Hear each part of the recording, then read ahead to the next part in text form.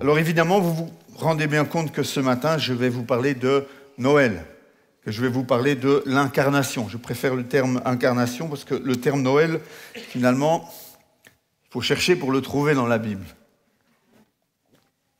Il ne s'y trouve pas. Par contre, la notion d'incarnation s'y trouve clairement. Aujourd'hui et demain, des milliards de personnes vont célébrer Noël. Pour ces milliards de personnes, ça correspond à manger, festoyer, à l'excès pour beaucoup. Ça correspond à s'offrir des cadeaux, se souhaiter un joyeux Noël. Mais combien d'entre eux savent vraiment ce que ça signifie encore ? Je pense que des milliards de gens vont fêter Noël sans en comprendre l'essence, sans en comprendre réellement la signification. Et quelque part, c'est vraiment dommage. C'est vraiment dommage de fêter quelque chose sans en comprendre sa signification. Je pense que parfois même parmi pas mal de chrétiens, on peut arriver au même constat malheureusement. Beaucoup ne comprennent plus ce qui s'est passé à Noël. Beaucoup ne fêtent pas ou fêtent mal cet événement extraordinaire qu'on appelle l'incarnation. En latin, incarnare, ça veut dire faire chair, être fait chair. Dieu parmi nous, l'Emmanuel. Le verset qui nous parle le mieux de cela, c'est Jean, dans son évangile, au chapitre 1, au verset 14, où Jean va dire « Et la parole a été faite chair ». Ça semble être des mots anodins, ça semble être une phrase perdue au milieu de beaucoup d'autres mots, mais cette petite phrase, la parole a été faite chair, est un véritable mystère. La parole, c'est Jésus. La parole, c'est Dieu. Le début de son évangile, il nous dit que la parole était avec Dieu et que la parole était Dieu. Et cette parole, c'est Christ, c'est le Logos, c'est le Christ qui s'est incarné. La parole a été faite chair. Et non seulement elle a été faite chair, mais en plus elle a habité parmi nous. Dieu parmi nous, Emmanuel.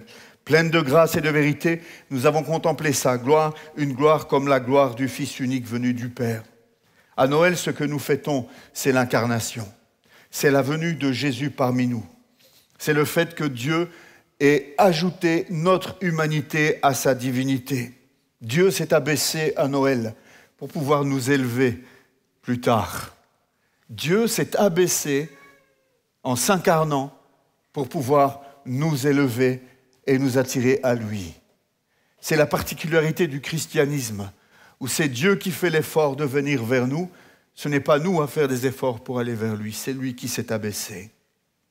Ce matin, j'aimerais vous aider à réaliser que Noël, c'est plus qu'un bébé dans une crèche.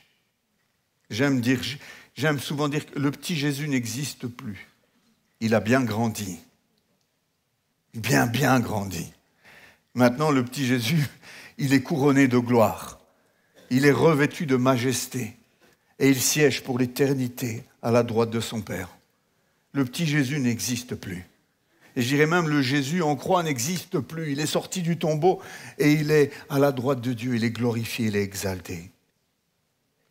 L'incarnation est la chose la plus grandiose que Dieu ait faite. C'est pour cela que la plupart des théologiens disent que l'incarnation, c'est le miracle des miracles.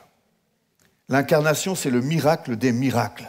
Il n'y a pas eu de plus grand, de plus puissant, de plus extraordinaire, de plus incroyable miracle que celui de l'incarnation. Même la sortie de Lazare en décomposition du tombeau n'est rien à côté du mystère et du miracle de l'incarnation.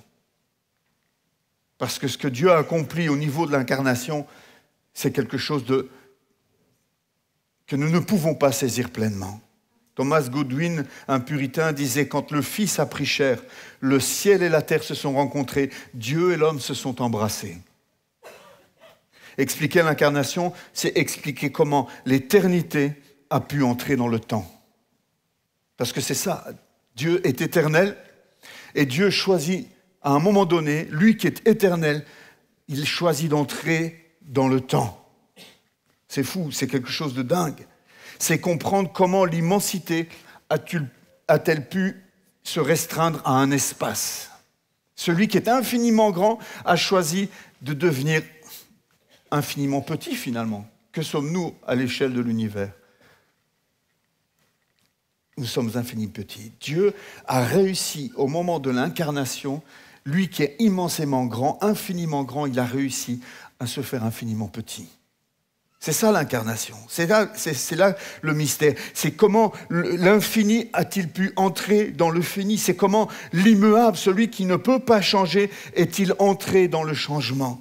C'est comment le « je suis » Yahweh a-t-il pu entrer dans le « je deviens ».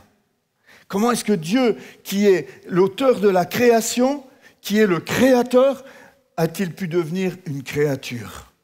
Est-ce que vous réalisez le chemin que Dieu a dû parcourir entre ce qu'il était, enfin ce qu'il est, de toute éternité, immense, tout-puissant, infini, hors du temps, et il choisit au moment de l'incarnation de quitter, de garder en même temps cela et en même temps de se faire à notre niveau. Le chemin qu'il a parcouru est infini. C'est ça le grand mystère de l'incarnation. Nous ne pouvons pas le comprendre pleinement. Nous sommes obligés de le recevoir par la foi et avec une profonde reconnaissance. Seul Dieu est capable d'une telle prouesse. Seul Dieu est capable de faire ce chemin. Si nous avions dû faire le chemin inverse, imaginez, nous, les finis, devenir infinis, nous, coincés dans le temps, sortir, nous aurions été incapables de faire cela. Ce n'était pas à notre portée. Seul Dieu avait cette capacité de faire le chemin dans l'autre sens. Le plus grand des mystères. L'apôtre Paul le dit ainsi. Le mystère de la piété est grand. 2 points. De quoi parle-t-il ? Dieu a été manifesté en chair. 1 Timothée 3,16. Pour Paul, le plus grand mystère, le mystère de la piété, le grand mystère de la piété, c'est que Dieu se soit manifesté en chair. Dieu est esprit. Le Yahweh, celui qui est là depuis toute éternité, choisit de se manifester en chair, dans notre chair. L'incarnation est le moyen extraordinaire par lequel le Père se révèle à nous comme jamais auparavant. Dieu a essayé de se révéler. Dieu s'est révélé de différentes manières pendant toute la période de l'Ancien Testament. Mais la manière dont il a choisi de se manifester au travers de son Fils au moment de l'incarnation, c'est du jamais vu. C'est de l'impensable. Aucun homme n'aurait pu imaginer un tel scénario. C'était le plan de Dieu, un plan conçu de toute éternité, quelque chose qui avait été programmé bien avant la chute. Jésus savait de toute éternité qu'au moment fixé par le Père, il deviendrait chair et os. Il deviendrait semblable à sa création, à la créature que nous sommes. Essayons ce matin de comprendre un tout petit peu plus ensemble ce qui concerne l'incarnation. Nous allons regarder qui est responsable de cette incarnation et puis nous essaierons de comprendre ce qu'elle signifie. La première chose que je veux qu'on puisse réaliser ce matin, c'est que si on étudie les textes bibliques, eh bien, nous pouvons affirmer à la lecture des textes que chaque membre de la Trinité a été impliqué dans ce mystère de l'incarnation. Ce n'est pas seulement Jésus, mais le Père d'abord. Hébreux 10, verset 5, Psaume 40, verset 7, nous lisons « Tu m'as formé un corps ». C'est le Fils qui parle au Père. « Tu m'as formé un corps ». Le Père a formé un corps à Jésus, un corps capable de subir, un corps capable de souffrir, un corps capable d'accomplir ce pourquoi il a été envoyé dans le monde. Un corps semblable au nôtre en tout, sauf en ce qui concerne le péché. Jésus n'était pas une sorte de substance avec une apparence humaine. Jésus était réellement un homme avec un corps et avec les mêmes besoins que nous, les mêmes limitations que nous. La fatigue, la faim, la soif, il a connu. Toutes ces choses-là, Jésus a connu pleinement, parfaitement, comme nous, ces choses. Dieu lui a formé un corps. Romains 8, 3 nous dit que le Père a envoyé le Fils dans une chair semblable à celle du péché, mais sans péché. En fait, c'est une nouvelle création qui se produit au moment de l'incarnation. C'est pour ça qu'on l'appelle le second Adam. Il était semblable à nous en toutes choses, sauf qu'il n'était pas soumis à la chute. Une nouvelle race d'hommes, quelque part. Quelque chose de nouveau qui s'est produit. Comment Jésus aurait-il pu souffrir et offrir son corps? Son corps. Il lui fallait un corps et le Père est responsable de la conception, de l'élaboration du corps de Jésus. Le Saint-Esprit joue son rôle, évidemment, vous le savez, on le lit souvent à Noël, Luc 1, 35. Le Saint-Esprit viendra sur toi et la puissance du Très-Haut te couvrira de son ombre. C'est pourquoi le Saint-Enfant qui naîtra sera appelé Fils de Dieu. De son côté, le Saint-Esprit a aussi été responsable de la conception de la nature humaine de Christ dans le sein de Marie. Un théologien parle du sein de Marie justement comme la chambre où l'Esprit a tissé le nœud indissoluble entre notre être humain, notre nature humaine et sa nature divine. Un miracle s'est produit là. À la nature divine de Christ s'est ajoutée notre nature humaine. Une seule et même personne, pas deux personnes, une seule personne, la personne de Jésus, qui est pleinement Dieu et pleinement homme, qui rajoute notre humanité à sa divinité. Le Saint-Esprit est donc responsable de la vie physique et spirituelle de Jésus. Le Saint-Esprit n'a pas couché avec Marie. Excusez-moi les termes un peu crus, mais c'est pour clarifier une situation que beaucoup de gens ne comprennent pas et que certains reprochent au christianisme en disant « c'est abominable de penser que Dieu ait pu coucher avec Marie ». Ce n'est pas ce qui s'est produit. Le Saint-Esprit est venu. Un miracle s'est produit dans le sein de Marie. Mais Dieu est esprit. Dieu ne veut pas avoir de relation sexuelle avec un homme. C'est autre chose qui s'est produit. C'est le mystère de l'incarnation, un miracle qui s'est produit dans la chambre, dans le sein de Marie. Dieu a choisi de le faire. Et c'est ainsi qu'on dit que Marie est la mère de Dieu dans son humanité. C'est le symbole de Chalcédoine, nous le lirons tout à l'heure. Et le Fils joue un rôle, évidemment. La décision finale lui revenait. Mais comme il est totalement obéissant au Père, il a fait la volonté du Père. Son consentement, nous en avons parlé lors de la dernière prédication, son consentement était primordial. Il fallait que Jésus le veuille. Il fallait que Jésus remplisse cette mission de son propre chef, de sa propre volonté. Nous voyons ainsi que c'est toute la Trinité qui est impliquée dans ce projet d'incarnation, dans ce mystère de l'incarnation. Que se passe-t-il alors au moment de l'incarnation ? L'humain et le divin s'unissent. C'est ce que nous fêtons à Noël. Oublions le reste, la dinde et les... Noël, pour nous, chrétiens, c'est l'humain s'unit, le divin s'unit à l'humain. À Noël, pour nous, Jésus vient, Dieu se fait homme, il vient au milieu de nous. Martin Luther le disait comme ceci, le grand réformateur disait « Nous enseignons aussi que Dieu le Fils est devenu homme, né de la pure Vierge Marie, et que les deux natures, la divine et l'humaine, unies inséparablement dans une personne unique, constituent un seul Christ qui est vrai Dieu et vrai homme. » Il y a un mot pour cela. Ça s'appelle l'union hypostatique. Alors vous allez mieux dormir grâce à cela, je suis sûr. Je suis sûr que ça va vous aider à passer de bonnes fêtes de Noël. Mais pour ceux qui veulent retenir des mots importants en théologie, pour ceux qui veulent aller un peu plus loin, on parle de l'hypostase, on parle de l'union hypostatique, un mot qui a dû être inventé parce que personne n'est comme Jésus.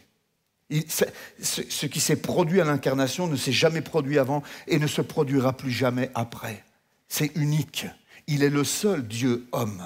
Aujourd'hui, dans le ciel, il y a un Dieu homme qui intercède pour nous, qui est les prémices de ce que nous allons pouvoir vivre au niveau de la résurrection et de ce nouveau corps glorieux que nous recevrons un jour. On parle de l'union hypostatique, c'est-à-dire Jésus est complètement homme et complètement Dieu.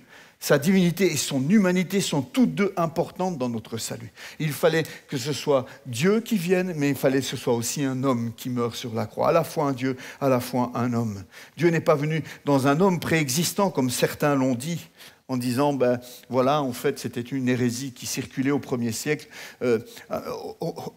Au moment où Jésus commence son ministère, au moment de son baptême, le Saint-Esprit vient sur un homme quelconque. Et il commence son ministère. Mais au moment où cet homme quelconque va être crucifié, Dieu se retire, parce que Dieu ne peut pas mourir. C'était une hérésie, effectivement. Non, Jésus est né. Jésus a connu la conception, la croissance dans le sein de sa mère. Il a été un fœtus, il a été un embryon. Il est né, il a été un bébé qu'on a dû emmailloter, qu'on a dû laver, dont on a dû prendre soin. Il a dû grandir, il a dû apprendre. Lui qui est omniscient, lui qui sait toutes choses, lui qui est l'auteur de toutes choses, il a dû apprendre. Vous imaginez ? Comment c'est possible ? C'est possible par l'union hypostatique. Dis à ton voisin, c'est fou l'union hypostatique. Peut-être que tu retiendras le mot comme ça, je ne sais pas. Mais c'est extraordinaire ce qui s'est produit. Il a ajouté notre humanité à sa divinité. On parle ainsi du Dieu homme, Jésus-Christ, et il est unique, ne l'oublions pas.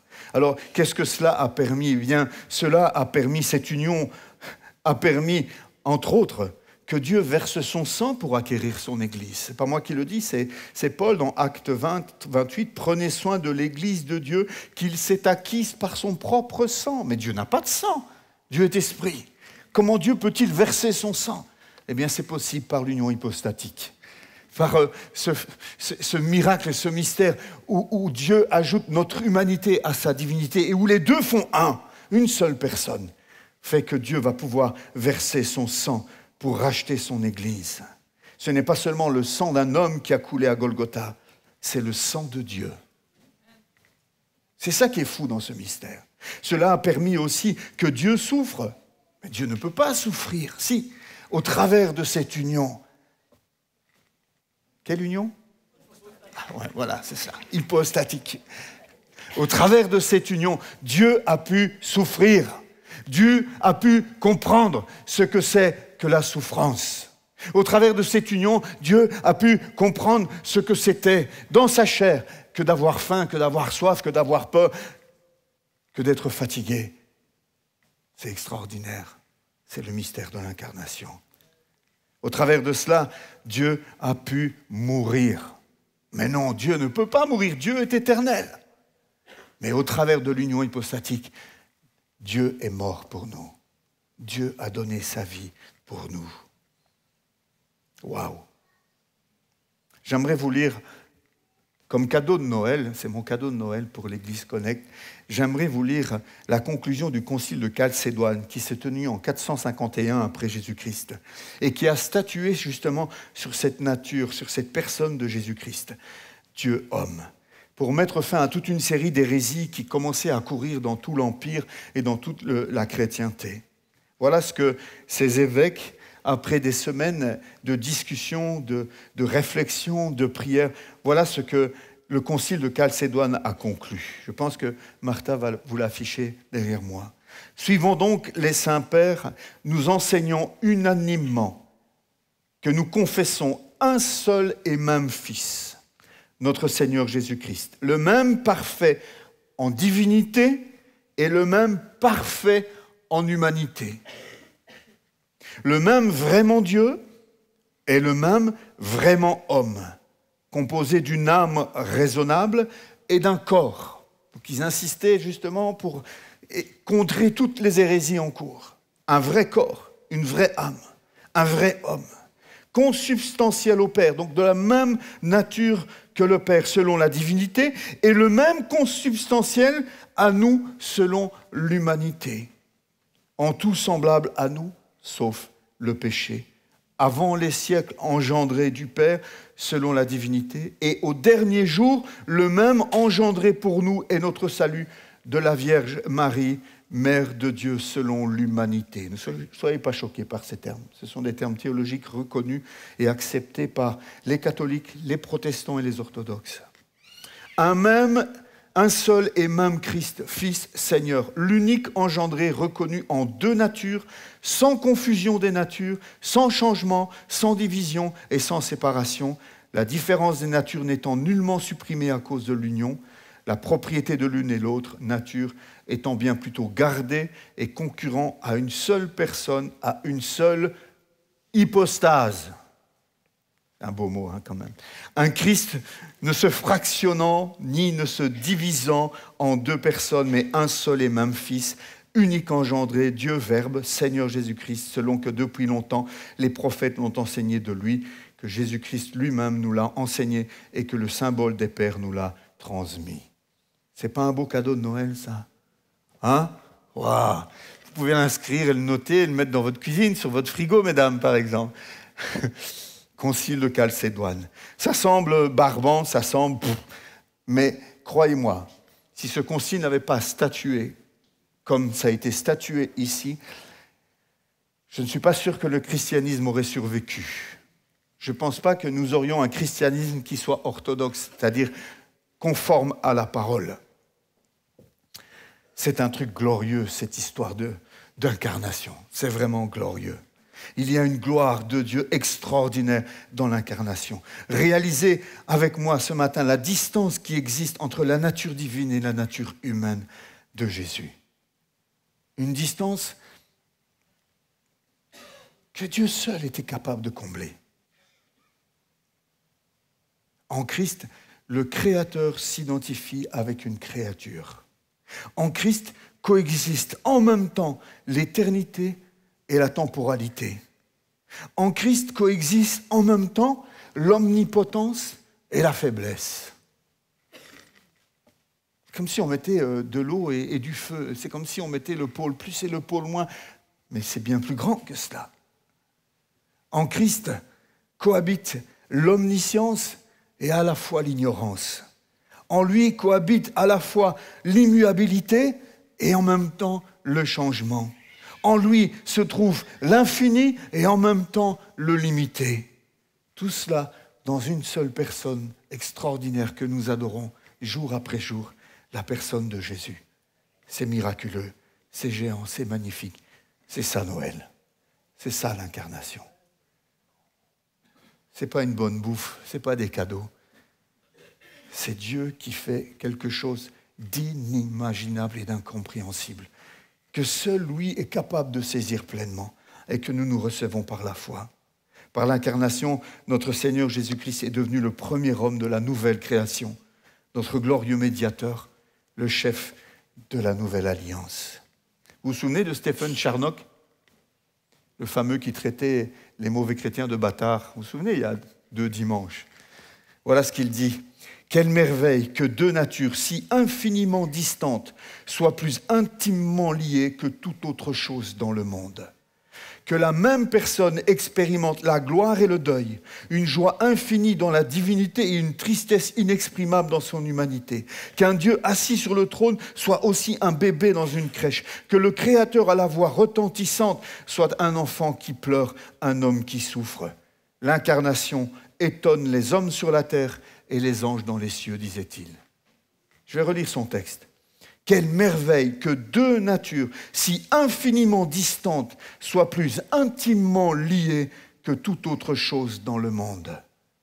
Que la même personne expérimente la gloire et le deuil, une joie infinie dans la divinité et une tristesse inexprimable dans son humanité. Qu'un Dieu assis sur le trône soit aussi un bébé dans une crèche. Que le Créateur à la voix retentissante soit un enfant qui pleure, un homme qui souffre. L'incarnation étonne les hommes sur la terre et les anges dans les cieux. » C'est un mystère, waouh! L'incarnation ouvre le chemin de la communion entre Dieu et les hommes. Cela serait impossible autrement. Sans l'incarnation, frères et sœurs, nous n'aurions pas accès au Père. La seule solution pour Dieu de communier avec nous a été d'accepter l'abaissement. Parce que l'incarnation, c'est un abaissement quelque part. Dieu s'est mis à notre niveau dans l'incarnation. Si Jésus était seulement humain, s'il était seulement humain, il serait séparé de Dieu par une distance infinie comme nous le sommes. Et s'il était uniquement divin, cette même distance le séparerait de nous. Mais, et gloire à Dieu pour ce mais, avec les 2 natures, Jésus est le médiateur qui comble cette distance entre Dieu et les hommes. Il comprend parfaitement les exigences du Père. Il sait exactement en quoi nous avons offensé le Père. Il sait exactement ce qu'il faut faire pour apaiser la colère du Père et pour que la réconciliation soit possible de son côté. Mais d'un autre côté, par sa nature humaine, il comprend aussi parfaitement notre faiblesse, nos calamités, nos manquements. C'est pourquoi il dit « Je suis le chemin, la vérité et la vie. Nul ne vient au Père que par moi. » Jésus est ce médiateur parfait que le Père a conçu, que le Saint-Esprit a conçu et que le Fils a accepté d'être. Il est ce médiateur parfait entre Dieu et les hommes. La plateforme de communication parfaite entre lui et nous et entre nous et lui. C'est pour ça que nous ne pouvons pas aller au Père sans passer par Christ. C'est pour ça que quiconque essaye d'atteindre le Père autrement que par Christ est comme un voleur qui essaye de rentrer par la fenêtre et non par la porte. Christ est le chemin. Il est notre chemin. Le chemin de la paix, le chemin de la réconciliation. Et caché en lui, nous avons un accès complet à la salle du trône. Caché en Christ, en ayant mis notre foi en lui, en ayant donné notre vie à Jésus, en nous étant repentis de nos fautes, en ayant accepté que c'est à cause de nos péchés qu'il est mort sur cette croix, alors nous sommes cachés en Christ et il devient notre avocat, il devient celui qui intercède pour nous, il devient celui qui dit « Cette personne m'a fait allégeance et mon sang a été versé pour elle. Père, reçois-le. » Et le Père voit cette personne qui a fait allégeance à Jésus au travers du sang de Christ et non plus au travers de ses propres œuvres, mais au travers de ce que Christ a accompli. Christ est celui qui nous rend parfaits devant le Père. Christ est celui qui nous rend acceptables par le Père. C'est le mystère et le miracle de l'incarnation. Nous bénissons Dieu à Noël pour cette incarnation. À Noël, c'est le plus grand des cadeaux, c'est le plus beau des cadeaux, c'est le plus important des cadeaux que Dieu ait fait à l'humanité. Et il donne son Fils unique pour nous racheter, pour que nous puissions être à lui et avec lui pour l'éternité. Voilà ce dont nous nous rappelons à Noël, frères et sœurs. Oublions un peu la dinde, le sapin et les festins. Ne résumons pas Noël à cela uniquement. Ce sont les païens qui font cela. Mais ce soir, alors que vous allez célébrer Noël demain en famille, peu importe le jour où vous le faites, qu'en tant que femme et homme de Dieu, vous puissiez vous arrêter et remercier Dieu pour le don ineffable qu'il a fait à l'humanité. Avant de faire la fête, de vous réjouir en famille, prenez un temps pour vous assembler et dire merci, Père, d'avoir donné Jésus pour moi. Nous voulons te remercier, Père, en cette période de Noël pour le plus beau et le plus grand des cadeaux que tu aies fait à l'humanité, un cadeau qui t'a coûté tout. Tu n'as pas regardé à un petit budget, tu ne t'es pas dit « j'ai 30 €, comment je peux faire ?» Nous, on fait ça dans la famille, on tire au sort et chacun offre un cadeau, 30 €, c'est un peu la limite. Mais Dieu n'a pas calculé. Dieu n'a pas calculé. Il a regardé dans son trésor et il a regardé qu'est-ce que j'ai de plus précieux, qu'est-ce que j'ai de plus grand à donner. Ce que j'ai de plus grand à donner, c'est mon Fils unique, c'est mon bien-aimé. C'est lui que je vais donner pour racheter l'humanité. Parce que Dieu nous aime, frères et sœurs. Ne croyons pas que c'est seulement Jésus qui nous aime. Le Père nous a aimés. Le Père nous a aimés. Le Père nous aime. Nous, les rachetés, les amis de l'époux, les enfants de Dieu, les chrétiens, nous remercions le Dieu trinitaire pour l'incarnation. Nous réalisons ce matin le chemin que Dieu a parcouru pour venir jusqu'à nous par amour. Un chemin infiniment grand. Il l'a parcouru pour venir jusqu'à nous. À Noël, nous contemplons cet enfant Jésus si petit, si fragile et en même temps si grand et si puissant. À Noël, nous mesurons le prix payé par Dieu pour nous racheter de nos péchés. À Noël, nous nous souvenons que ce Dieu homme est actuellement présent dans le ciel, qu'il intercède pour nous et qu'il revient bientôt nous prendre avec lui. À Noël, nous disons autour de nous, un enfant nous est né, un fils nous est donné, et la domination reposera sur son épaule. On l'appellera admirable, conseiller, Dieu puissant, Père éternel, prince de la paix. Amen. Joyeux Noël.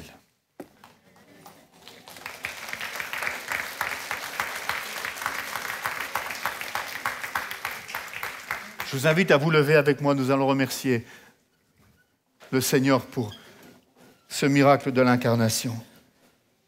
Et je vous invite à méditer ce miracle. Je n'ai fait qu'effleurer quelques aspects de ce mystère extraordinaire. Mais dans votre temps de méditation, dans votre temps de culte, prenez le temps de vous asseoir. Prenez le temps de vous rappeler de qui est Dieu, de comment est Dieu. Et ensuite, vous mettez ça en comparaison avec l'humanité de Christ.